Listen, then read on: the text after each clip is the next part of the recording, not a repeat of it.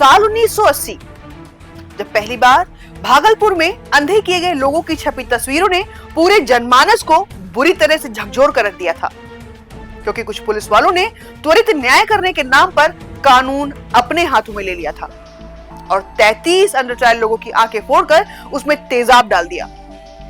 और ऐसा एक बार नहीं, ये सिलसिला लगभग 1 साल तक चला था और बाद में इस पर एक फिल्म भी बनी थी, गंगाजल, जो हम सबको याद होगी, जो केवल सिनेमा नहीं बल्कि भारत के उस काले सच का आईना थी जहां कानून के रखवाले ही कानून का गला घोट रहे थे। इस घिनौने अपराध की जांच एक ऐसी अफसर ने की थी जिसे आज भी बिहार की हंटर लेडी कहा जाता है। आज अधिकारी द रियल हीरोज में मैं दीप्ति आपको मिलवाने जा रही हूं बिहार कैडर की पहली महिला आईपीएस अफसर मंजरी जरूहार से।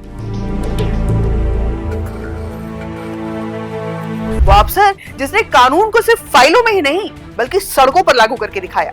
बंदूक तानने वाले डकैत भी उनसे कांपते थे, राजनीति के दम पर पलने वाले गुंडे भी उनके नाम से थर थर कांपते थे। नक्सलियों ने धमकियां दी लेकिन वो कभी पीछे नहीं हटी। बिहार का जंगल राज हो या गैंगस्टर का आतंक हो या कानून के नाम पर चलने वाला भ्रष्ट सिस्टम, मंजरी जरूहार ने इस गंगाजल को अपने साहस और बेखौफ फैसलों से सच करके दिखाया। दोस्तों, मंजरी का जन्म बिहार के छोटे से कस्बे जरूहार में हुआ था।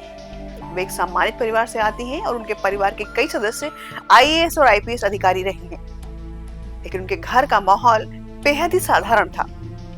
हालांकि वो पढ़ने में भी काफी होशियार थी, कॉन्वेंट स्कूल में पढ़ती थी और हमेशा अच्छे नंबरों से पास होती थी, लेकिन किसी ने भी इस पर ध्यान नहीं दिया। उनकी माँ ने उन्हें सिलाई, कढ़ाई और खाना पकाने में प्रशिक्षित किया था, क्योंकि ये एक आदर्श गृहिणी के आवश्यक गुण हैं। 19 वर्ष की उम्र में उनकी शादी भारतीय विदेश सेवा के अधिकारी से होती है, लेकिन किस्मत को शायद कुछ और ही मंजूर था।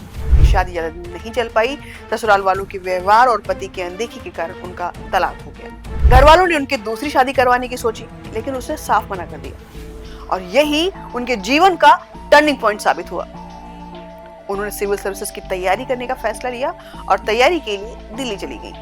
दिल्ली यूनिवर्सिटी से अपने पसंदीदा सब्जेक्ट से पोस्ट ग्रेजुएशन किया और बड़ी मेहनत और लगन से तैयारी की, और जिसका नतीजा ये निकला कि 1976 बैच में बतौर आईपीएस अधिकारी के तौर पर उनका सिलेक्शन हो गया और फिर उनकी जिंदगी में सफलता के कई चैप्टर जुड़ते ही चले गए। दोस्तों, साल 2003 में आई फिल्म गंगाजल का एक सीन आज भी याद किया जाता है, जब पुलिस जेल में बंद कैदियों को पहले बेदर्दी से मारती है और फिर कुछ पुलिस वाले कैदियों की आंखें फोड़कर उसमें गाड़ी की बैटरी का एसिड डाल देते हैं। और फिल्म का ये सीन आज भी बेहद लोकप्रिय है और सीन को देखकर ऐसा लगता है कि ये केवल फिल्मी पर्दे के लिए ही फिल्माया गया सीन है, इसका असलियत से कोई नाता नहीं होगा, लेकिन ऐसा है नहीं। इस सीन में दिखाई गई बर्बरता बिहार के भागलपुर के कुछ लोगों के जीवन की सच्चाई है। वास्तव में 1980 बिहार के इतिहास का वो काला पन्ना है जिसकी कहानी सुन अब भी लोगों की रूह कांप जाती है। शायद इस कांड के पीड़ित लोग मरते दम तक नहीं भूल पाएंगे। बिहार पुलिस के द्वारा किए गए इस दर्दनाक कांड को आंख फोड़वा कांड के नाम से जाना जाता है और इस काले अध्याय की जांच का जिम्मा सौंपा गया था मंजरी जरूहार को, क्योंकि वास्तव में आसान काम नहीं था। पूरा पुलिस महकमा इस जांच को रफा दफा करना चाहता था। अफसरों पर राजनीतिक दबाव था, लेकिन मंजरी झुकी नहीं, डरी नहीं, रुकी नहीं।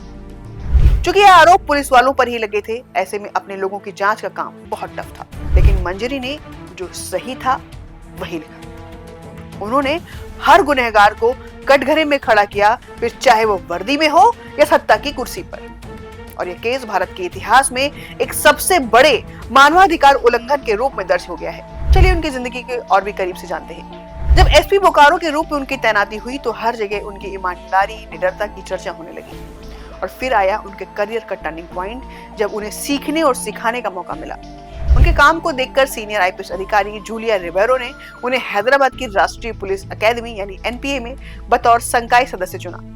और यह उनके लिए सिर्फ एक डेस्क जॉब नहीं थी, ये वो मंच था जहां उन्होंने देश के आने वाले सबसे बेहतरीन आईपीएस अधिकारियों को तैयार किया। 5 बैच के अफसरों को ट्रेनिंग दी और हर दिन कुछ नया सीखा। देश में कैसे पुलिसिंग होती है, अपराध को कैसे जड़ से खत्म किया जाता है, यह सब उनके नजरिए को और मजबूत कर रहा था। और एक समय ऐसा आया जब उन्हें अपनी पोस्टिंग मांगनी नहीं पड़ती थी, बल्कि खुद सिस्टम उन्हें महत्वपूर्ण जिम्मेदारियों के लिए खुद नियुक्त करता था। एनपीए से लौटने के बाद उनकी तैनाती बिहार पुलिस की खुफिया शाखा में हुई। बाद में डीआईजी पटना और फिर सीआईएसएफ में उन्हें नियुक्त किया गया। और भी तमाम पोस्ट पर उन्होंने अपनी काबिलियत साबित की। कुल मिलाकर मंजरी जरूहार वो महिला है जिसने समाज की हर रूढ़ी को तोड़ा। इसने साबित किया कि कमजोरी का लेवल सिर्फ सोच पर निर्भर करता है, हकीकत पर नहीं। ये कहानी सिर्फ एक आईपीएस अधिकारी की कहानी नहीं है, बल्कि एक ऐसी महिला की है जिसने निजी जीवन के संघर्षों से लेकर प्रशासनिक चुनौतियों तक हर मोर्चे पर खुद को साबित किया है। भागलपुर ब्रांडिंग केस की जांच हो, नक्सलियों का आतंक हो या गैंगस्टर का सफाया, हर मोर्चे पर उन्होंने यह साबित किया कि असली ताकत वर्दी में नहीं है, बल्कि उस इंसान के इरादों में होती है जो उसे पहनता है। रिटायरमेंट के बाद उन्होंने अपने सभी अनुभवों को अपनी आत्मकथा मैडम सर में भी लिखा है। वास्तव में ये मैडम सर शब्द किसी कांस्टेबल ने उनके लिए गढ़ा था और यह उस समय सम्मान का प्रतीक था जो उन्होंने अपनी हिम्मत और ईमानदारी से अर्जित किया था। तो दोस्तों, आप इनकी कहानी को कैसे देखते हैं हमें कमेंट सेक्शन में जरूर बताइएगा और हम फिर मिलेंगे एक नई मोटिवेशनल कहानी के साथ। तब तक के लिए जय हिंद।